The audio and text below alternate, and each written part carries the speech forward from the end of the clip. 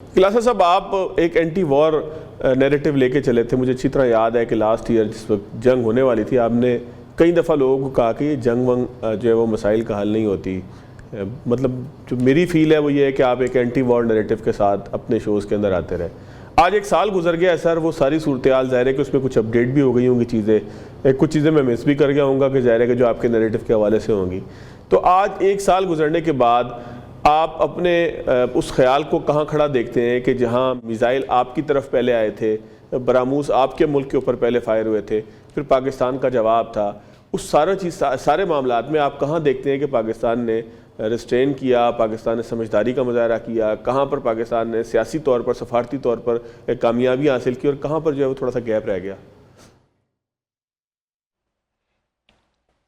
फवाद भी बहुत शुक्रिया। पहली तो खुशी मुझे ये हुई है कि चलें पाकिस्तान में कोई एक आध तो बंदा है, प्रोफेशनल है, जो हमारे ट्रैक रिकॉर्ड को याद रखते हैं कि हम कहाँ खड़े थे, क्या पोजीशन थी। मैं am really happy and grateful कि आपने इस बात को याद रखा कि हम उन लोगों में से हैं जो इतने बड़े बुरे हालात में भी हम एंटी वार बात करते हैं। हर सेनर आदमी यही बात करेगा, कोई भी अक्लमंद आदमी नहीं कहेगा जंगें होनी चाहिए, तबाहियाँ बर्बादी। आम इंसान जिनकी बात अभी इफ्तिखार साहब भी कह रहे थे, पहले थोड़ी गुर्बत है, मसाइल है, हिंदुस्तान देख लें, पाकिस्तान देख लें, और बाज़ बड़ा दुख भी होता है जब हम एक नई जो हम देख रहे हैं वेपन असले की एक नई जंग शुरू हो रही है। मतलब वेपनाइजेशन, जिस तरह का असला ख़रीदा जा रहा है, भारत ले रहा है, साहब हमने अपना डिफेंस करना है, हम ले रहे हैं। सो दौड़ जो लग गई है ना, इट हर्ट्स। जिनकी तरफ अभी इफ्तिखार साहब ने इशारा भी किया, हमारे यहाँ पे गुर्बत है, भारत में इससे भी ज़्यादा वो दिखाते नहीं है, हमारे सामने चीज़ आते नहीं। उनकी आबादी भी बहुत ज़्यादा है, उनके हालात हमारे सामने ठीक है, 30-40 करोड़ की उनकी एक मिडिल क्लास है, परचेजिंग पावर ज़्यादा होगी जो हमें दुनिया को भी नज़र आती है। फिर उसके बाद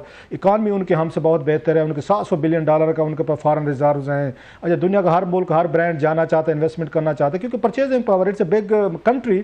सो वो चीज़ें हैं। लेकिन उसके बाद बहुत सारी हमें गुर्बत भी वहाँ पर नज़र आती है, जो वहाँ पर आम आदमी को वहाँ डिवॉल्ट करने के लिए, जैसे हमारे यहाँ भी कर दिया जाता है कि जो आपके पास एक स्टेज पे हल ये रह जाता है, जंग लड़ ली जाए। इसी जिस जंग की बात कर रहे थे पिछले साल, ये इन्हीं दिनों में मेरा ये ख्याल था उस वक्त कि शायद ये जंग जो है नहीं होगी। My view, I stand corrected या मैं गलत साबित हो, क्योंकि उस वक्त IPL चल रहा था, अगर आपको याद हो। इंडिया में इतनी बहुत बड़ी एक इंडस्ट्री है, मार्केट है, क्रिकेट है, पैसा है। जो मेरा ख्याल था कि नहीं करेंगे इस वक्त, कम से कम IPL के होते हुए काम नहीं करेंगे। आजकल भी IPL चल रहा है वहाँ पे, इसके बावजूद अटैक किया गया और जो कुछ हुआ, जैसे आपने बताया उन्होंने क्या किया, हमने क्या किया, उसको 1 मिनट के लिए साइड पे छोड़ते हैं।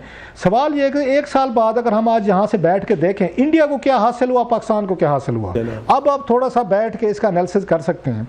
उस वक्त ये बात हो रही थी कि जनाब के बिहार में इलेक्शन आ रहे थे करीब, उसके बाद हमने देखा असम में आ रहे थे, अभी वेस्ट बंगाल में आ रहे थे, फिर आपकी 1-2 और रियासतों में आ रहे थे। तो इंडिया में एक बड़ा मशहूर नारा है, आपने इफ्तिखार साहब ने भी सुना होगा, वो कहते हैं जो ही वहाँ पाकिस्तान बैशिंग शुरू होती है, पाकिस्तान को गाली गलौज देना, पाकिस्तान पर इल्ज़ाम लगना या एक जंगी माहौल पैदा करना, तो वहाँ पर एक सवाल पूछती है अपोजिशन, वो पूछते कुछ चुनाव तो नहीं हो रहा, इलेक्शन तो नहीं होने वाला इंडिया में। ये बड़ा मशहूर वहाँ पर अपोजिशन उनकी कहती है।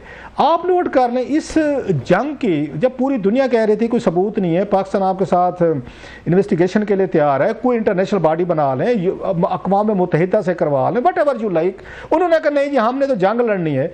आज आपको नज़र आना चाहिए ये जंग जो है मोदी साहब को या BJP को ज़रूरत थी, और जो उन्होंने सोच के जंग लड़ी थी, हम उसका कुछ भी कहते रहे।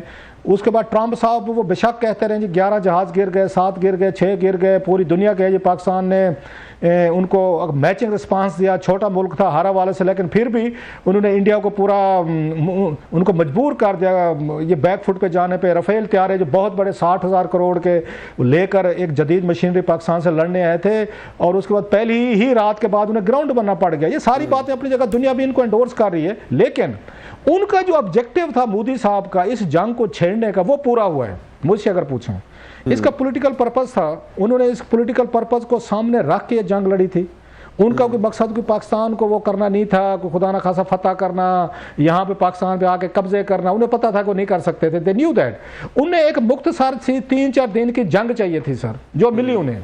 हम पे इम्पोज है, हमने रिस्पॉन्ड करना था, हमारी मजबूरी थी। हम ये भी नहीं कह सकते जी हमने क्यों जवाब नहीं दिया, देना था।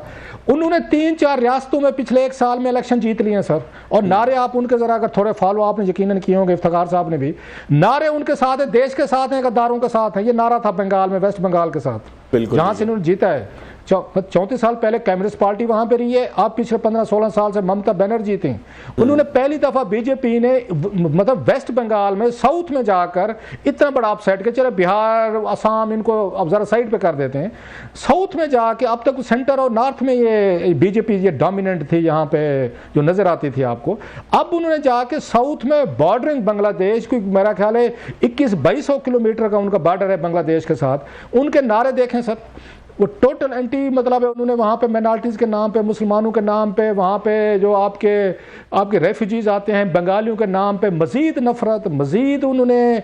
और सारा इलेक्शन जो है बिहार का देख लें, असम का देख लें, आप वेस्ट बंगाल का देख लें, टोटल पाकिस्तान के नाम पे, ऑपरेशन सिंदूर के नाम पे लड़ा गया। और उनके मकसद जो थे वो उन्होंने अचीव किए हैं।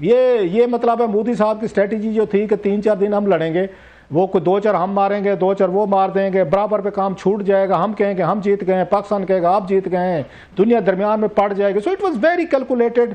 वो कहते हैं ना कि जब कोई वाकया हो जाता है then you are in a position to analyse it. 1 साल बाद आज मैं नताइज देख के कह रहा हूँ 4 रियासतों के, मतलब वेस्ट बंगाल में कौन सोच सकता था, आप बताएं कितना दूर, जहाँ पे उनकी पेनिट्रेशन ही नहीं थी।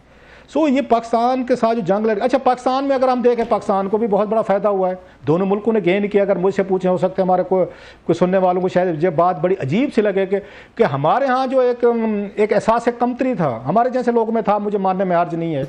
हम समझते थे भारत बहुत बड़ी फौजी पावर है, हम सिर्फ कन्वेंशनल वार नहीं लड़ सकते, खुदा ना खास अल्टीमेटली हमें न्यूक्लियर पे जाना चाहिए, अगर जाना पड़ेगा, जो मतलब जिससे पूरी दुनिया डरती थी, हम भी डरते थे, जिक्र नहीं करना चाहिए था।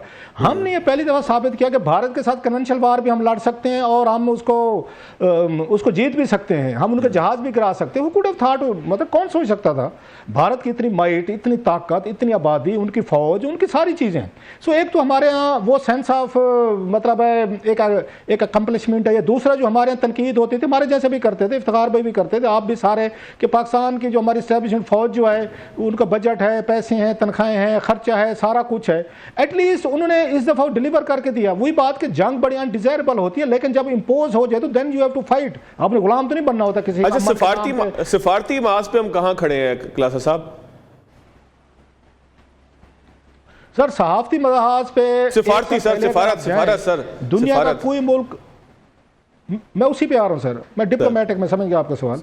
1 साल पहले कोई हमारे साथ नहीं खड़ा था और पूरी दुनिया इंडिया के साथ खड़ी थी। हर कोई हमारे पे आते जाते, हमें दुनिया में कोई पटाखा बजता था हमारे पे इल्जाम लगता था और हम बेचारे बन के फिरते थे। एयरपोर्टों पे इज्जत नहीं थी, दुनिया में कहीं इज्जत नहीं थी। 1 साल जो उस वक्त उस मतलब जंग ने जो नैरेटिव बदला है पाकिस्तान का, पाकिस्तानियों के बारे में, हमारा अपने बारे में, कि अब दुनिया भर के मुमालिकों की, मतलब कौन सोच सकता था कि अमेरिका की, ईरान की, मिडल ईस्ट की, इसराइल की जो भी जंग हुई है उसके फैसले, उसकी आर्बिट्रेशन, उसके मुज़ाकरा इस्लामाबाद में होंगे और ट्रंप साहब रोज़ाना पाकिस्तान से पूछ के ट्वीट करेंगे। वहाँ तो मजाक बन चुका है कि जनाब के ट्रंप साहब की फॉरेन पॉलिसी शायद पाकिस्तान चला रहा है, रोज़ाना वो कहते हैं पाकिस्तान की रिक्वेस्ट पर मैंने ये किया है, ये किया है, वो किया है। आज पूरी दुनिया जो है तकरीबन, अभी ये आपको 23 मार्च गुजरा है, दुनिया के 100 से ज़्यादा हेड्स ऑफ स्टेट्स ने पाकिस्तान को मुबारकबाद दी है सर, तो कभी नहीं हुआ था पहले। दुनिया का हर मुल्क बातचीत करना चाहते हैं, मिडिल ईस्ट के कंट्रीज आपके साथ मुआहदे करना चाहते हैं, आपकी दुनिया में इज्जत बढ़ी है। और इंडिया इस वक्त जितनी बिगेस्ट आइसोलेशन में गया है, मेरा नहीं ख्याल है कि पिछले 78 ईयर्स में कभी भारत इतनी मैसिव डिप्लोमेटिक उस आइसोलेशन में गया है। और हम इतनी ज़्यादा, हमें डिप्लोमेटिक ऑनर मिली है, इज्जत मिली है, कंपनी मिले। बस दुआ करें अल्लाह हमारी इज्जतें कायम रखे, बस ये एक छोटा सा ब्रेक लेते हैं, ब्रेक के बाद दोबारा आते हैं।